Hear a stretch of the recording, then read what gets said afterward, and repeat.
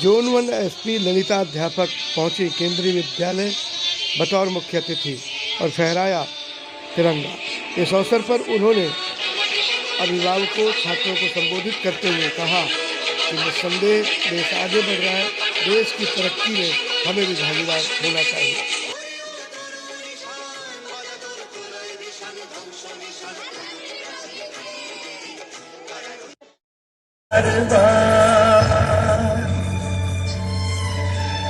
देश से ये प्रेम आँखों से झलकना चाहिए, न रहूं या ना रहूं भारत में रहना चाहिए।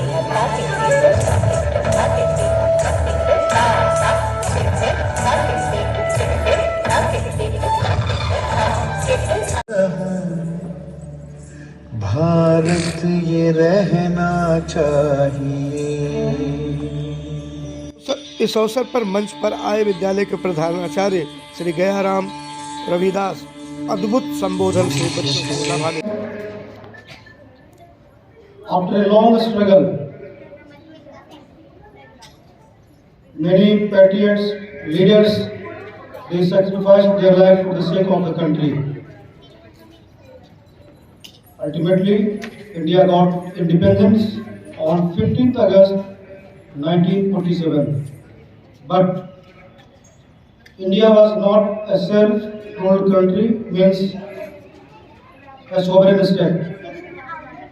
It was Dr. B.R. Ambedkar who drafted the Indian Constitution, and that was adopted officially on 26 January 1950, and since then India became a democratic republic. I would like to highlight it, and children, they are sitting here, our colleagues and parents are also here. We have to know about that person who drafted our constitution. Leader, or they are the future of our nation. जब आप हमारे संविधान निर्माता, तो हमारे भारतीय संविधान हमारे लिए एक हमारा शान है और हमारे भारतीय के लिए पहचान है। अंबेडकर जी के बारे में आप पढ़ते हैं या सुनते हैं तो रोंगटे खड़े हो जाते हैं। निरंतर उन्होंने अपने मानवीय अधिकार कह सकते हैं, इसके लिए छोटे कम उम्र से ही शारीरिक मानसिक यातनाएं सहते रहे। तो हमारे ड्राफ्टिंग कमेटी में वहाँ जो सदस्य थे, डॉक्टर राजेंद्र प्रसाद जी थे, सचिदानंद जी थे, अस्थायी रूप से हमारे डॉक्टर इंद्र प्रसाद जी थे, लेकिन सभी ने मिलकर ये बनाया। लेकिन हमारे जो जनक हैं doctor B are Ambedkar ji हैं। पैट्रियट्स, लीडर्स जितने भी हैं, सभी को मैं दिल से सैल्यूट करता हूँ। प्यारे बच्चों, हालांकि बच्चों की संख्या कम है, हमें इस स्पिरिट को समझना होगा। You are the future of the nation. हमारे माननीय प्रधानमंत्री जी, अभी हमें आप सभी जानते हैं, 1947 तक हमारा कंट्री कौन सा कंट्री होने वाला है?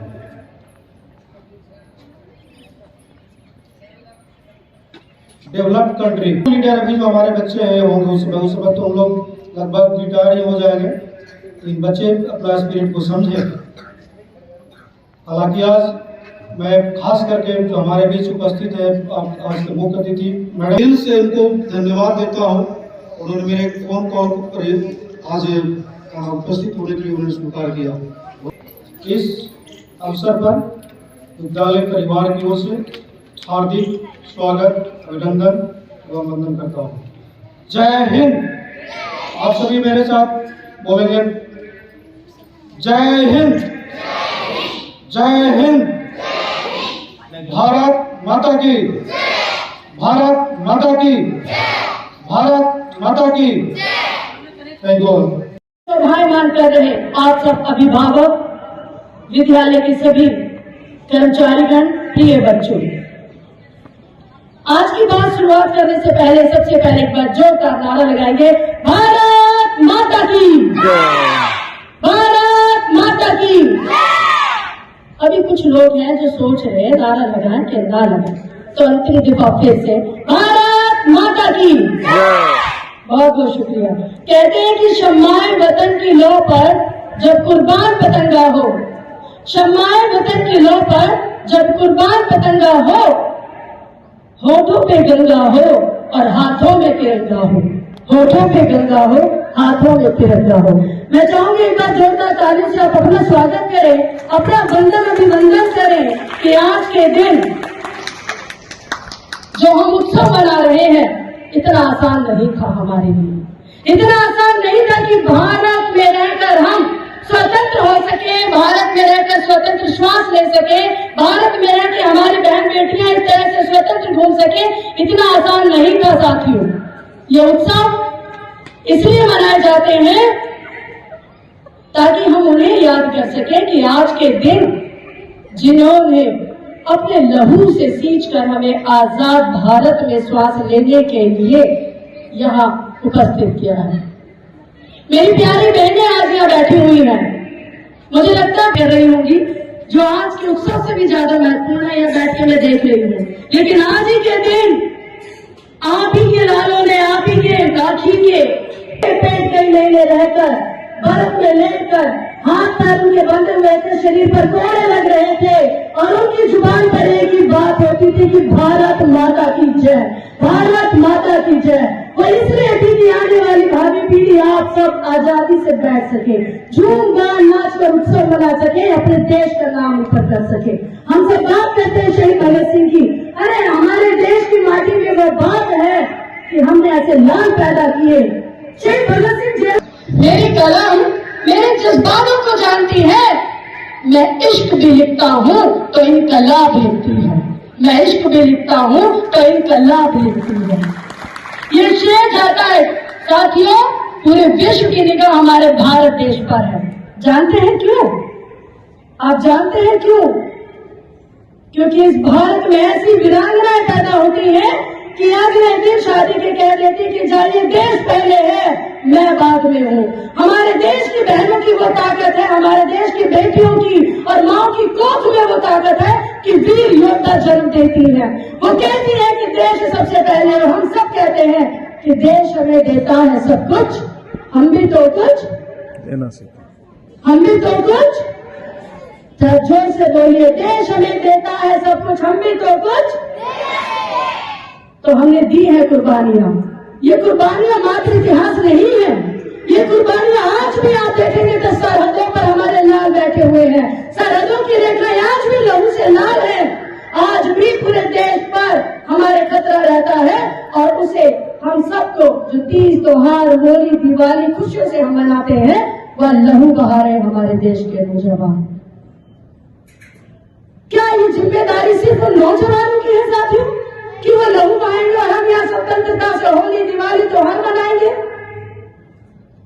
आपसे प्रश्न है, सोचिएगा, क्या ये देश उन नौजवानों का है, उन सिपाहियों का है, उन क्षत्रियों का ही है, या हम सबका भी है, आप सबका भी है?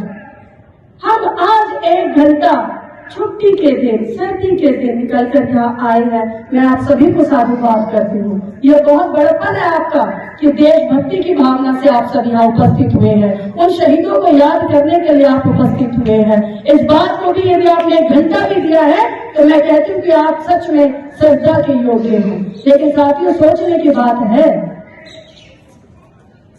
कि इस देश की माओं ने, बहनों ने जो कुर्बानियां दी हैं, कभी सोचना शहीद भगत सिंह, सुखदेव, राजगुरु, वीर सावरकर, मंगल पांडे, अनगिनत करोड़ों ऐसे नाम हैं जिन्होंने ये कहा था कि हम तो कोड़े खाएंगे, हम बेशक मर मिट जाएंगे इस देश पर, लेकिन आने वाली भावी पीढ़ी, यानी कि हम सब जहाँ उपस्थित हुए हैं, वो स्वतंत्र रहेंगे। मानते हैं आप स्वतंत्रता क्या होती है?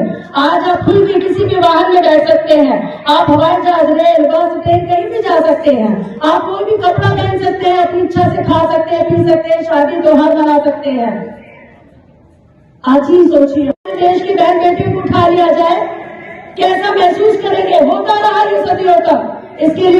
गालियां देनी पड़ी, तो क्या हम उन्हें नमन भी नहीं कर सकते? चाइनीज जो आज सरहदों पर बैठ के हमारे लिए देश के प्रति कितना सम्मान करेगी, देश को कितना संभाल के रखेगी, पूरे विश्व में अनूठा रंगीला मेरा भारत देश, कहते हैं रंगीला रंगीला मेरा देश रंगीला। अरे 100 किलोमीटर पर निकल जाइए तो देश की संस्कृति बदल जाती है, खान पान वेशभूषा बदल जाती है। ये पहला एक अनूठा देश है पूरे विश्व के अंदर, वरना यूरोप चाहिए, पूरा यूरोप एक जैसा है। अमेरिका में हर राज्य स्टेट देखिए सारे एक जैसे हैं। आपका देश अनूठा है, आपके देश को आपकी एक बार फिर से जरूरत है। आज मेरे देश की संस्कृति को संभालने के लिए आपकी जरूरत है। मेरी प्यारी बहनों, जाइए, ये कान कान में बात करना छोड़िए, खुल के बुलंद आवाज के साथ अपने बच्चों को बनाइए। यही देशभक्ति है। इससे बड़ी देशभक्ति क्या होगी कि हम संविधान के नियमों का पालन करें, हम अपने देश में रहने वाले सभी सम्मानित जन को सम्मानित करें। देखिए, हम कलम चलाते हैं, कितनी बार आप लोगों ने स्कूल के कहीं ना कहीं मैनेजमेंट को लगाकर एप्लीकेशन लिखी होगी, प्रिंसिपल को एप्लीकेशन लिखी होगी, टीचर को एप्लीकेशन लिखी होगी, थानों में भी एप्लीकेशन लिखी होगी। सबने लिखी होगी कि नहीं? यदि लिखी हो तो हाथ खड़ा कीजिए, घर में कोई एप्लीकेशन जरूर है। बहुत बढ़िया, शानदार। अब मुझे ये बताइए, कितने जनों ने तारीफ के लिए चिट्ठी लिखी होगी अपने प्रधानाचार्य को कि आपने गेट इतना सुंदर बना दिया, इसमें मेरे बच्चे पढ़ते हैं। कितने लोगों ने तारीफ लिखी होगी चिट्ठी में अपनी क्लास की बैठी टीचर को कि मेरे बच्चों को आपने बड़ी शिद्दत से पढ़ाया, आज मेरा बच्चा लिखना पढ़ना सीख गया। कितने बच्चों ने कितने तारीफ से चिट्ठी लिखी होगी देश के प्रधानमंत्री को कि देश में परिवर्तन आ रहा है। अगर लिखी हो तो हाथ खड़ा कर दीजिए। कभी आपने सम्मान लिख कर दिया हो कि टू एप्लीकेशन लिखी होगी, प्रिंसिपल को एप्लीकेशन लिखी होगी, टीचर को एप्लीकेशन लिखी होगी, थानों में भी एप्लीकेशन लिखी होगी। सबने लिखी होगी कि नहीं? यदि लिखी हो तो हाथ खड़ा कीजिए, घर में कोई एप्लीकेशन जरूर है। बहुत बढ़िया, शानदार। अब मुझे ये बताइए, कितने जनों ने तारीफ के लिए चिट्ठी लिखी होगी अपने प्रधानाचार्य को कि आपने गेट इतना सुंदर बना दिया, इसमें मेरे बच्चे पढ़ते हैं। कितने लोगों ने तारीफ लिखी होगी चिट्ठी में अपनी क्लास की बैठी टीचर को कि मेरे बच्चों को आपने बड़ी शिद्दत से पढ़ाया, आज मेरा बच्चा लिखना पढ़ना सीख गया। कितने बच्चों ने कितने तारीफ से चिट्ठी लिखी होगी देश के प्रधानमंत्री को कि देश में परिवर्तन आ रहा है। अगर लिखी हो तो हाथ खड़ा कर दीजिए। कभी आपने सम्मान लिख कर दिया हो कि टू द प्रिंसिपल, मैं आपके प्रति बहुत बहुत कृतज्ञ हूँ, मैं धन्यवाद प्रकट करती हूँ कि विद्यालय बदल रहा है, केंद्रीय विद्यालय साफ सुथरा है, चमकदार है, पेंटिंग बहुत सुंदर है, गेट बड़ा अच्छा है, कक्षाएं बहुत अच्छी चल रही है। आप लोगों को मालूम है, सुबह और शाम दोनों ड्यूटी देते हैं प्रधानाचार्य। कभी कोई आए फूलों में घुसता लेकर कि आप अकेले इतना बड़ा विद्यालय संभाल रहे? मैं अपने बच्चे से तंग आ जाती हूँ, विद्यालय भेजती हूँ, और आप हैं कि 5-5 हजार बच्चों को संभालते हैं। परिवर्तन कीजिए सोच में साथियों। कभी तारीफ के लिए कदम उठाइए, कभी तारीफ के लिए भी आप दफ्तर में आइए, शिकायतों के लिए बहुत जाते हैं। हर दफ्तर के बाहर जब भी जाते हैं शिकायतों के लिए आते हैं। ये सोचने का मुद्दा है, क्या ये देशभक्ति नहीं है? क्या अपने साथियों के साथ खड़ा होना देशभक्ति नहीं है? यदि है और आपको लगा बात ठीक है तो मैं फिर से आपकी जोरदार तालियां चाहूंगी। प्यारे मित्रों, आंखें खोलनी पड़ती हैं, आंखें खोलनी पड़ती हैं उजाले की खातिर। महज सूरज निकलने से उजाला नहीं होता, महज सूरज निकलने से उजाला नहीं होता। अपने लिए भी आपको बहुत कुछ करना होगा। मैं देखती हूँ प्रधानाचार्य साहब को सुबह से लेकर रात तक, मुझे लगता है सोचते होंगे तो भी कोई ना कोई काम सोच रहे होते होंगे कि विद्यालय में क्या करना है। आज कल विद्यालय में जाकर किस बच्चे के साथ मुलाकात करनी है, टीचर के साथ मीटिंग करनी है, इंफ्रास्ट्रक्चर में कहाँ बदलाव लाने हैं। और ऐसा ही कार्यक्रम दिमाग में चलता है टीचर्स के, किस बच्चे की उपलब्धि को बढ़ाना है, कौन सा बच्चा मेरा कमजोर है जिसे मुझे पढ़ाना है। तो मेरे प्यारे साथियों, हमेशा ध्यान रखना कि पल पल तक सांसों की माला जो निज भारत माँ पे चलाता है, अरे पल पल तक सांसों की माला जो निज भारत माँ पे चलाता है, वही वीर वीर पराक्रमी नायक भारत का लाल कहलाता है, भारत का लाल कहलाता है। ये असली हकदार है तारीफ के, ये असली हकदार है मेडल के। लेकिन देखिए, ताउम्र जब तक विद्यालय में रहते हैं आप सबको पारितोषिक देते हैं, आप सबको धन्यवाद करते हैं, आप सबको मेडल पहनाते हैं, आप सबको सर्टिफिकेट देते हैं, आपके बच्चों को इनाम देते हैं। कभी सोचिए, कोई ऐसा शख्स जो वरदान के रूप में आता है, आपकी कई सारी पीढ़ियों को ऊपर लेकर जाता है, आपकी वंशवेल और जनरेशन को बदल देता है। एक शख्स ऐसा होता है प्रधानाचार्य और एक टीचर जो स्वयं जलकर प्रकाश करते हैं समाज में। यहाँ पर कितने अभिभावक है, मैं चाहूंगी एक बार हाथ खड़ा करके अपनी उपस्थिति मुझे दर्ज करें, मैं देखना चाहती हूँ। बहुत सुंदर, मुझे लगता है कि मैं सार्थक बात कर रही हूँ क्योंकि मैं आप ही के लिए बात कर रही हूँ। ये आपके बच्चे हैं और ध्यान रखिए, जब ये विद्यालय में आते तो सिर्फ आपके बच्चे नहीं होते हैं, ये फिर दिल्ली सरकार के, भारत सरकार के, समाज के बच्चे होते हैं। और आपसे पहले प्रधानाचार्य और टीचर पूरा तन मन लगाकर, और उनकी खुशी क्या होती है कि आपका बच्चा कहीं ऊंची जगह नौकरी करने लगा, ये टीचर की खुशी होती है। वो इसमें ही अपने आप को सम्मानित महसूस करती है और इसी में अपने आप को गौरवान्वित महसूस करती है। ऐसी शख्सियत के लिए ताली होनी चाहिए कि नहीं होनी चाहिए?